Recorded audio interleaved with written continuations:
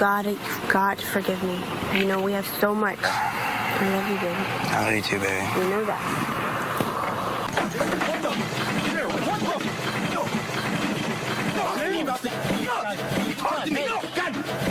Today we're exposing cheaters. Also, subscribe.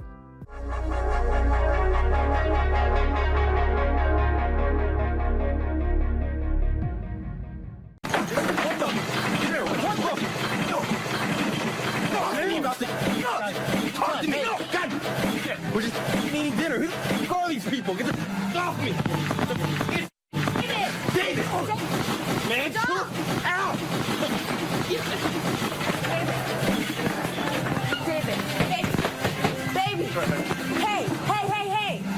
Chill down. Look at me. I told you to look out for her. I didn't tell you to.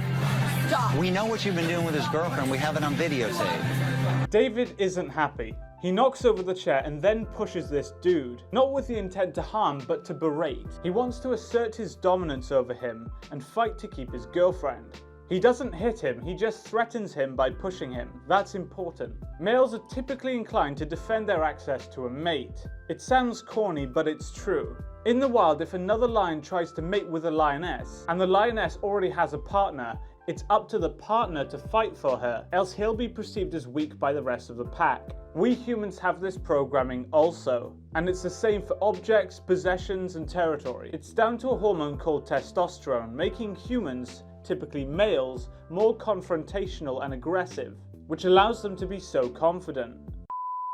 What is up with you? Who are these people? What are you doing? Why are these people here? Why the are you doing this? Why are these people watching me? I'm having dinner. He cared about her, I've been looking out for her. I've done nothing wrong.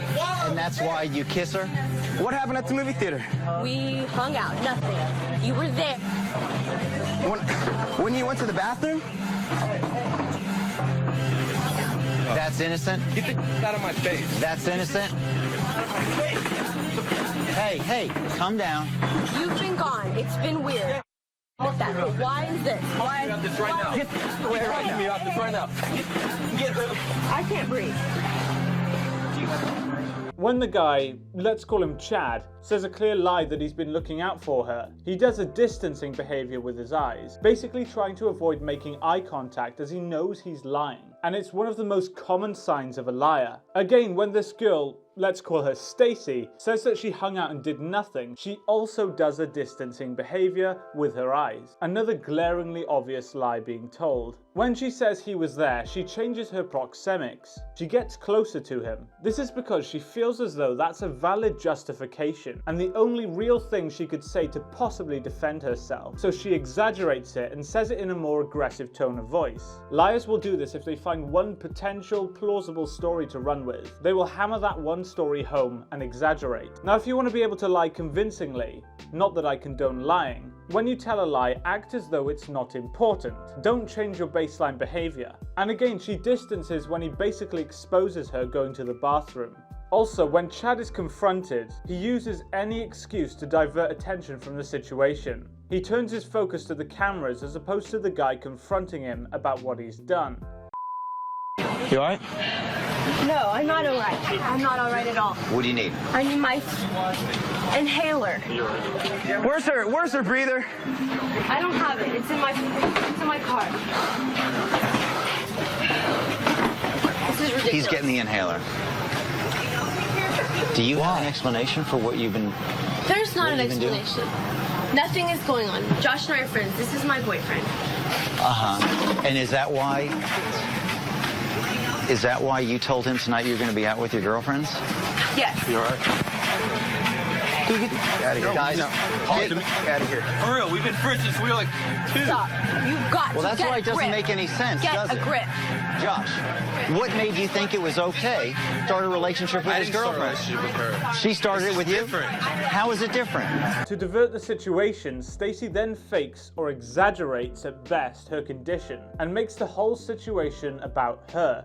A very clever move. Notice how she stresses that she isn't alright, and David falls for it. Now she's the victim and has to be protected.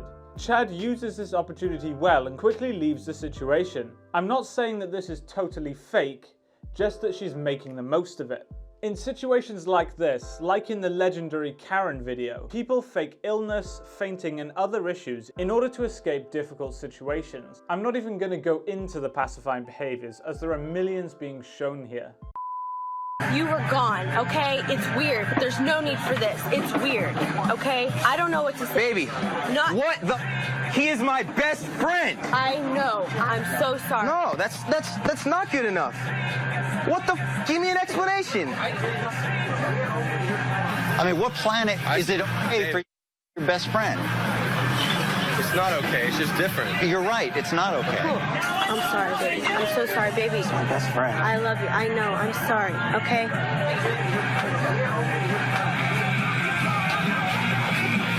Talk to me. What? What? Now she's trying to justify herself. Can we just stop for a second? I fucking hate people like this. If you've been caught literally in the act, don't bloody blame it on the victim. It's so unbelievably belittling to blame them for you cheating. Oh, and then her asthma conveniently plays up again. David is so soft, I feel so bad for him. Stacey is unbelievably manipulative and will do and say anything to wriggle out of the situation. Notice how she touches him repeatedly. She's trying to evoke an emotional reaction from him. It's so fake. She isn't sorry at all. She just tried to blame the whole thing on David. She's only sorry when she gets caught. It's not like you think it is. Give me a good explanation why, of all people, Please. I figured you understand where I'm coming from. are you kidding me? No. Are you kidding me? No. We were wrong. But your We know feelings- we were wrong. We were wrong. We know that. Okay, but you see now what he's dealing with is you betrayed him and so did his best friend. Okay. We understand that. Bad situation. We were wrong. I think we've got that out of the way. Grill. No, get the hand off, Guys, hey, security, Get the hand off, close to them. Talk to me about this. Get off me. Just don't talk to me about this. Don't touch me. Why, dog? Why? You know I'd never mean to hurt you like that. She admits that she was wrong to the producer guy. That's the only people these guys are afraid of. I can tell you now that this situation would have gone so much differently if there was no camera crew. She's also exhibiting what's called open body language. Basically wide open gestures that show confidence. She feels in control of the situation, and rightly so. She's managed to manipulate David very, very well. She's now been given a platform to justify herself and act like she's a responsible, reasonable and moral person, which she isn't. It makes me quite angry watching it, to be honest. Then why? Why her? We go somewhere else. This is retarded. We need to get out of here. This is stupid. Get a grip. Get a grip. I don't feel good. I need to get out of here. I don't even know what to say to you guys. I need to just walk.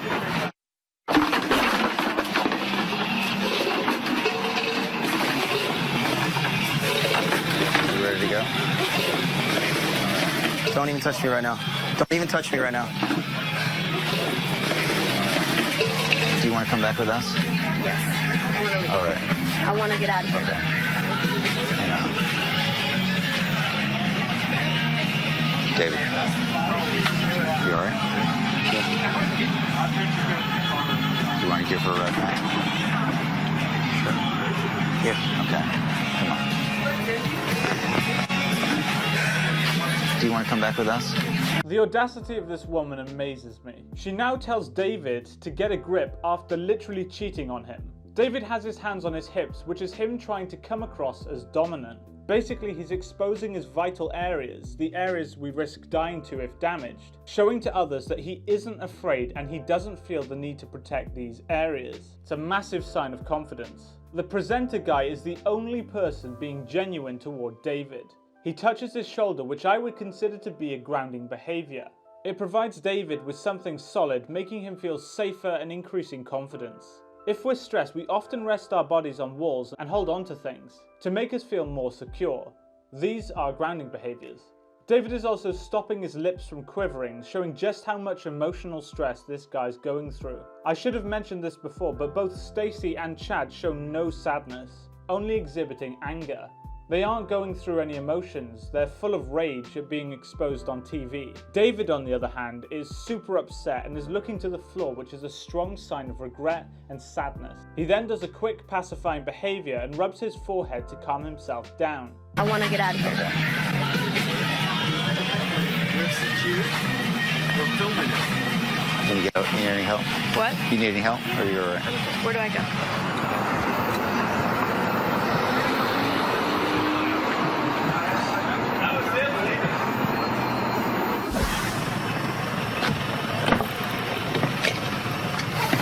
All right, guys.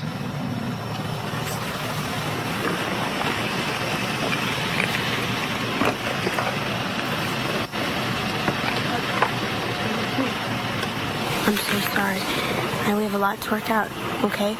I know that. But you've got to forgive me. You know, we have so much. I love you, baby. I love you too, baby. You know that.